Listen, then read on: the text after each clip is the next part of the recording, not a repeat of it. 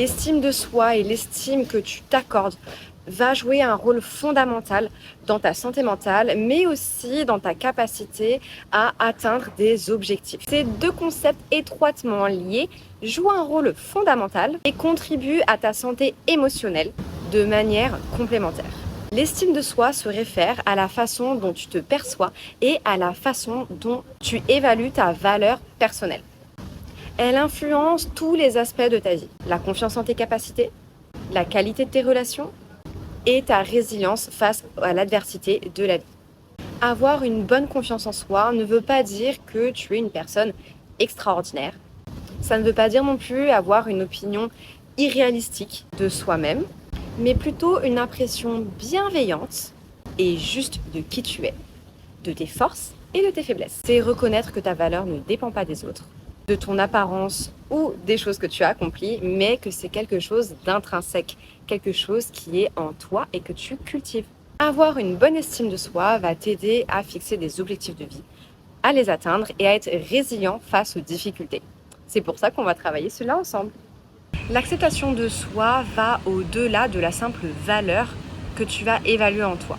L'acceptation de soi implique une reconnaissance et une acceptation inconditionnelle de tous les aspects de ton être, y compris tes imperfections et y compris tes échecs, parce qu'ils font partie de ta vie, ils font partie de qui tu es et de la façon dont tu évolues. Travailler ces deux aspects va t'aider aussi dans tes compulsions alimentaires.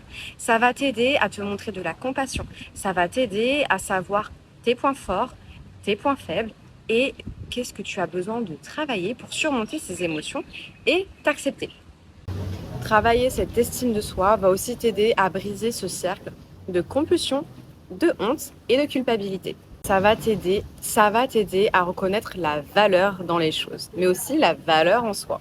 Tu trouveras donc dans ton Notion tout un tableau pour t'aider à remplir ce journal de gratitude. On va aussi partir sur des affirmations positives pour t'aider à changer ton discours interne.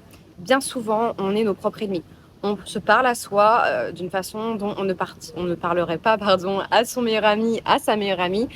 On est ses propres pires ennemis. Donc ce discours interne, on va venir le changer en se répétant des affirmations positives, des choses que tu as besoin d'entendre, des choses qui te font du bien, auxquelles tu crois et auxquelles tu veux croire. Et enfin, on va se mettre un défi cette semaine. Je vais te proposer de te poser un défi qui va te sortir un petit peu de ta zone de confort pour renforcer ta confiance en toi. Tu vas voir que te sortir un peu de ta zone de confort va te permettre de travailler ta résolution.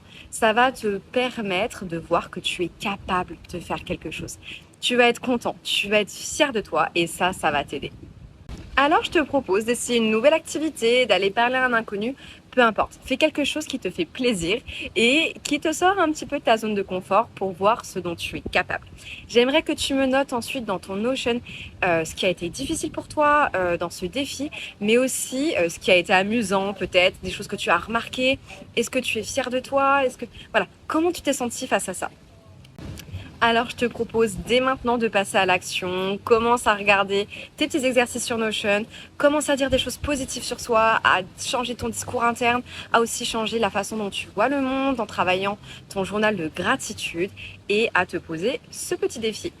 Je te souhaite un très bon travail, je te souhaite une bonne semaine et nous on se voit la semaine prochaine. Je te fais plein de bisous, ciao!